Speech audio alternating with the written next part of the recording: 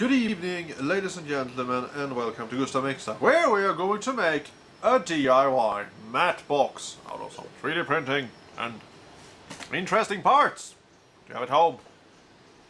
You still collect physical media, which you should do. Anyway, that's matte box. Let's get going, shall we? This is some 3D printed parts that I have designed, which I will share so you can 3D print them. What you need is DVD boxes, average size 3D printer, screws, nails, M3 bolts. So first of all, here you will just attach all this part here, which is very straightforward. And this is where the nails are going to be used to attach the hinges here to the box here, so you can attach the flaps for the matte box. So it's very straightforward here. This is the part that I have been modifying due to the other one is. It's going to be held up on the side, but this can be adjusted ups and down, so it's a little bit more flexible for my needs. And then the other one is which is quite static. Anyway, so now you see we have that thing there. I'm just going to put together with all the little bolts there. So now we have these parts here, which I have designed here, which are... I don't know really what the technical word for this is, but you can put them so you can put things between them. So I'm just gonna use these old Nerf gun screws here to put them together. So you see we have this one there, and we're also gonna put one on see the side there, and also one on the top.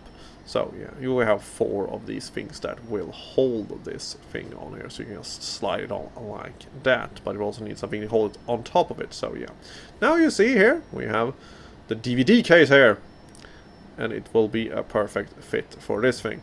So now you're actually gonna squeeze this to your camera here and your lenses, and you might need to do a few of these depends on how wide your lenses are. So now we have that thing there, so you're just going to cut that out.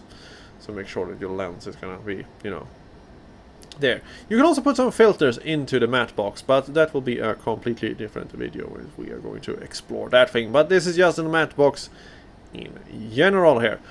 So you see, you can just squeeze it through there.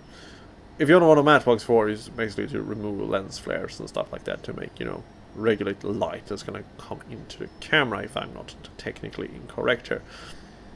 But now you see it works fine there, and you have no black edges on the sides.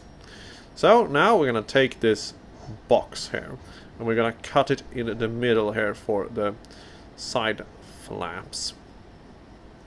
And you see the parts there where you have some holes in it, where you're just going to use that as a reference to where we should, you know, put this together and also cut it in the right angle. So you see that thing needs to go, so it can actually fold over itself. So you see, very easy. But we're gonna save the 90-degree edge there on the side, because that will make this process a lot more easier to make some holes there. So just gonna take a marker and just, you know, make marks where the holes is through the holes on the side, and then drill like it's oil on the bottom of the sea floor, which so we can harvest more plastic. So we see there, you know, we're just gonna put all the little small little bolts there and put this together so it will be very good. You see, I'm using the tweezers there, or whatever the word for that tool is in English, because I cannot remember all the tools in English at the moment. So now you see it can be folded in a satisfying way to remove the correct amount of light. So you see, there we go.